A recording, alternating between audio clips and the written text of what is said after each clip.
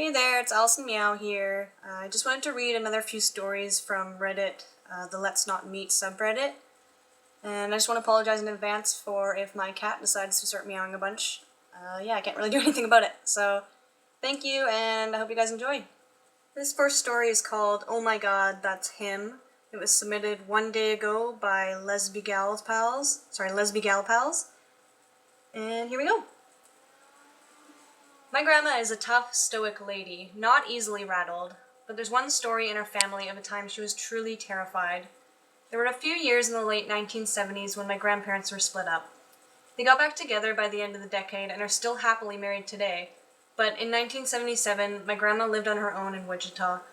My mom was off at college, recently married, and my aunt had elected to live with my granddad. Being alone never really bothered her. I'm sure she missed her family, though she'd never admit it. She's always been the type to enjoy solitude. An avid reader and a meticulous housekeeper, she had plenty to keep her busy. One Saturday in 1977, she was home reading a book when there was a knock on the door. Figuring it was a salesman of some type, she elected to ignore it at first. But whoever it was just kept at it. Irritated, she came to the door and cracked it open, leaving the security chain in place. She remembers that vividly, she says, peering through that tiny crack in the door. There was an unassuming man that looked to be in his 30s, carrying a work bag. He was smiling benignly. She asked what he wanted, and he claimed to be a plumber. Said that people in the area were reporting sewer problems, and he'd be happy to make sure everything in the house was in working order. She assured him that she wasn't having any problems, and went to shut the door. Like with the knocking, however, he was persistent. He insisted that if she didn't let him in, she would end up with a sewage backup that she would regret.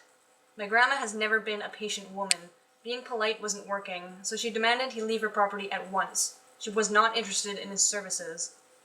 His smile had completely faded by this point, and he loomed menacingly closer to the door. He reached for the handle to the screen door as if to yank it open, only to find it locked. My grandmother slammed the door in his face. He pounded the screen door and rattled it in its hinges, hurling curses at her. He moved to glare through the window at her. She yelled that she was calling the police and ran to do just that, when she heard the sound of tires peeling out of the driveway. She ended up calling my mom instead, asking if she could come over and keep her company for the rest of the day. After hearing the whole story, my mom stayed the night. Fortunately, the man never returned. Fast forward 28 years to 2005. The family's hanging out in my grandparents' basement. The grown-ups are watching the news on TV. I'm doing homework, and the younger kids are playing. Suddenly, my grandma gasps. Oh my God, that's him. A man's face fills the TV screen. A mugshot of Dennis Rader, the BTK killer, finally arrested after 30 years. We ask if she's sure, and she insists emphatically that she never forgot that man's face. To this day, the what-ifs of that day in 1977 make me sick to my stomach. I am so grateful that my grandma is safe and sound. This next story is called Chat Avenue. It was submitted 3 days ago by IDNEC1. Back in 2010, when I was 8 years old, my sister got her first laptop for her 13th birthday, a Sony Vaio. Back on the family computer, when she had the chance to, she would always be on it, talking to her friends on Chat Avenue. She was on so much that she was made a moderator.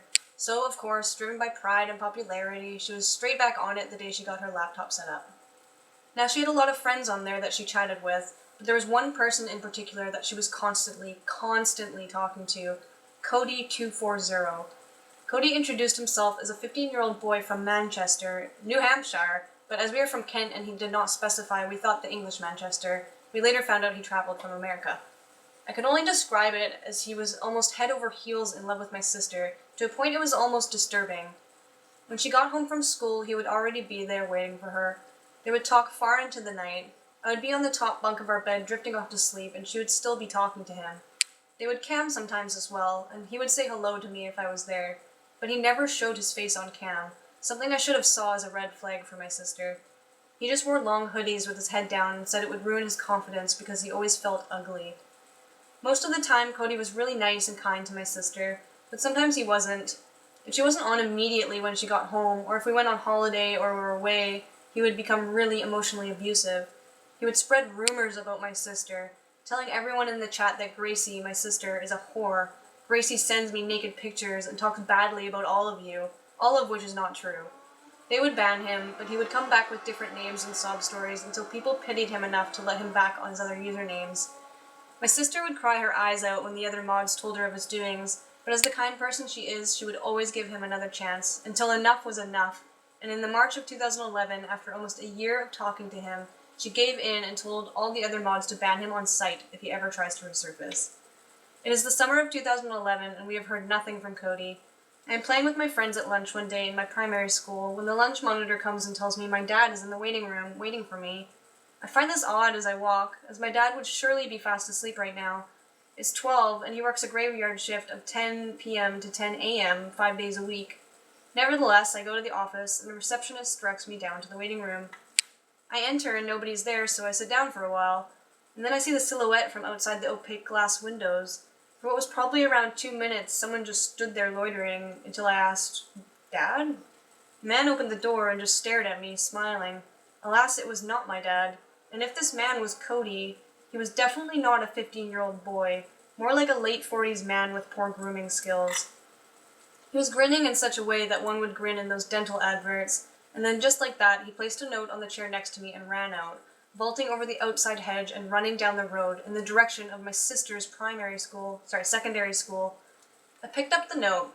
It was from my sister's school planner, which I later found out that she had left on the corridor shelf, and which is how I later found out the man had broken into our house. I read the note as best as I could with a scribbly writing, and then crumpled it up and shoved it into my jumper sleeve. I started to cry as I walked out. I was scared for my sister, and I thought he was going to hurt me. The note read, "If I don't find you, at least you will know how much I care from this letter. Baby, we are meant for each other. I came all this way for you. You know I'd do anything. We belong together. You belong with me. I have no reason to live without you, so save me, baby. It will be hard, but save me. Your one and only kiss." I felt sick. The receptionist asked me if I was alright, and I told her yes, but I went and cried for the rest of lunch that day. When school finished, I went and got my bike and rode fast, despite the road being a bumpy, typical countryside obstacle course. In the end, I fell off my bike trying to let a car pass, but the adrenaline running through me was so thick I just placed my bike aside and ran the last sprint to my sister's school. I stopped short outside the gate as I saw the same man waiting outside, arms crossed, something metallic glistening in the side of his pocket. It didn't look like a meat cleaver or something brutal, but it was like a butter knife with more jagged edges. I didn't want to run into him again, so I just put my coat hood up and calmly crossed the road. He was on his phone texting and kind of bobbing his legs, like you do when waiting impatiently for something. I got the note out as I fast walked and read it again. My sister had told a lot, but if this was Cody, how could he found us? And where was my sister now? And then I remembered it was a Tuesday, and it was her year's day to have their last 2 periods in the local church. I was guessing I had about 5 minutes before 3:30 and was out of view of the school, so I had some time to run. I made it to the church as she was leaving with a couple of friends and told her a man was here for her. I gave her the note, and her and her friend started reading it. She then emerged again, grabbed me, and ran. I asked her why we were running, but she just kept pulling my arm to run faster, and we made it to the back of the house, where she told me that if that note is from her planner, he already probably knew where she was. We woke up our dad inside and told him what had happened. He read the note, and we all called the police. He came down to the station and gave a description. 2 weeks pass, nothing. Another 2 weeks pass, and we end up going back to the police, but to no avail. No man or Cody was ever found. It was like he never existed. My sister discontinued her use of Chat Avenue after that, but that was only because people kept saying that Cody had come on and told them he's coming back for her, and she will regret leaving the love of her life. So, Cody, I don't know what you were planning on doing to my sister, but please don't come back because my sister and I never, ever want to meet you again. This story is called You Can't Fight a Predator with Niceness, submitted 8 days ago by Not Your Woman. I was raised in a very religious family. It was made clear from the start that I was to study theology in order to trap a suitable mate, marry, reproduce, and live the life of a wife and mother. That was my destiny. I was fine with that until I hit my teens and started to question most of what I've been told. This, in the long run, led up to what I like to refer to as the Great Family Breakdown of 2000. I was 18 and had my mind set on 1. Not studying theology, 2. Spending a year backpacking and working in interesting places, and 3. Eventually come back home and become a vet, possibly never marry or have kids. This, of course, resulted in first my father, then my entire family disowning me. Well, mostly because of the not reading theology bit, but you get the general circumstance under which I grew up. So naturally, I also picked up smoking out of pure spite. The rebellion streak really appealed to the teenage me. Okay, so in the spring of 2000, I set out on my adventure.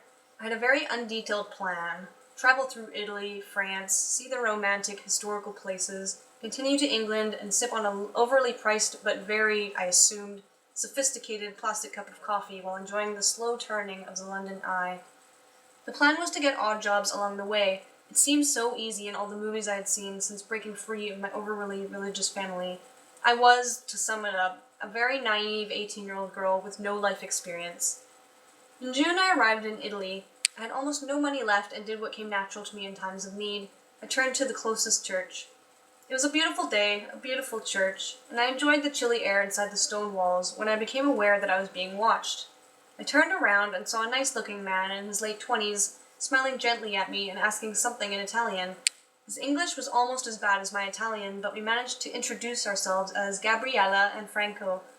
Franco, it turned out, was some sort of volunteer keeping the church and its surroundings tidy. He invited me to a garden barbecue that evening with people from the church choir, and it was a wonderful experience.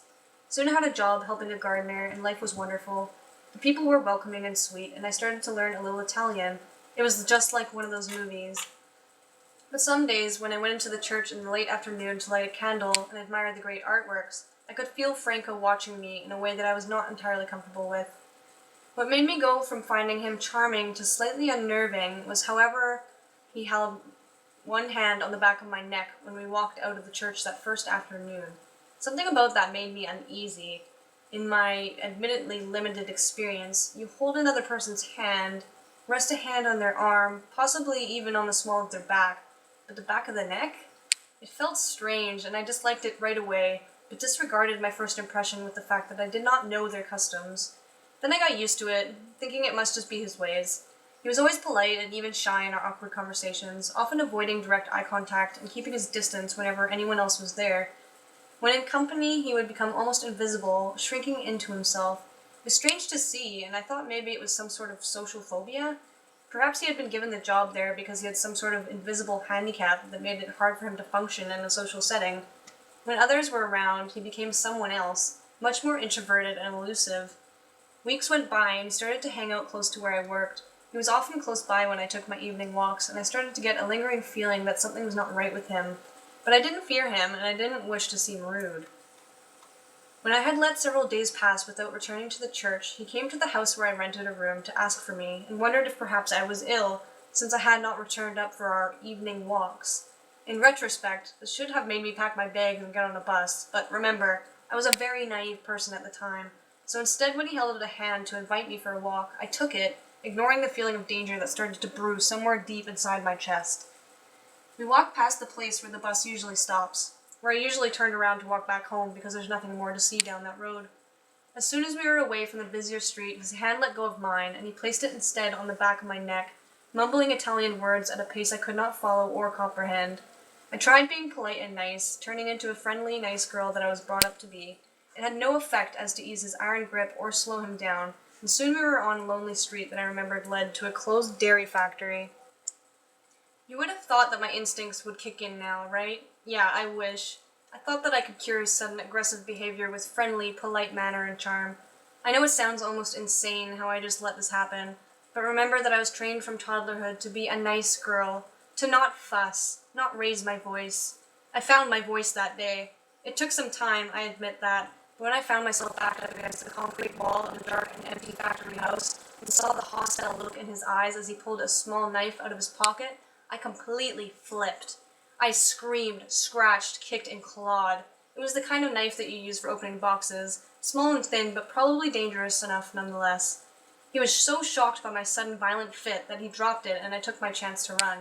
I didn't care where I ran, I just ran, like a crazed animal, all while screaming unarticulated nonsense. I lost both my sandals, but kept running. I didn't even look over my shoulder to see if I was chased, I just ran. I reached the first house on the street and threw myself at the door, knocking, kicking, shouting until it opened, and a terrified young mom, the teacher in the village, let me in. I didn't report it to the police. I left the next day on the first bus, but I regret that decision today. At the time, I was too embarrassed and ashamed to talk to the police, and it would take time to get a translator to do it properly anyway. I just wanted to go. It was a very frightening experience, but I did learn something fundamentally important. If needed, never hesitate to fight with everything you have. You can't make a predator go away by being nice and polite.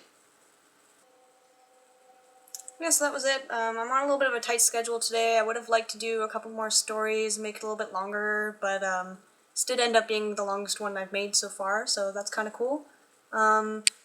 As I've said in my other videos in the descriptions, if any of these stories are yours and you do not want them on YouTube, please contact me. I will remove them. No one has said anything about not wanting them on here. That's the only reason I've said that, or posted them, I mean. I'm really enjoying doing this, so I plan on making a lot more of these videos. I hopefully can make a little bit better videos, like what I have in the background and stuff. This picture here is just one my boyfriend made for me last night so that I could do this video. I kind of like the idea of having a different picture for every video I do in the background, so I might still continue to do that and have him draw pictures for me. He's really, really talented, and he can draw a lot of stuff. I think I'll get him to do my channel art as well. So I guess that's it for now. Thank you so much for watching, and I should have another video up within the next week or so. See ya!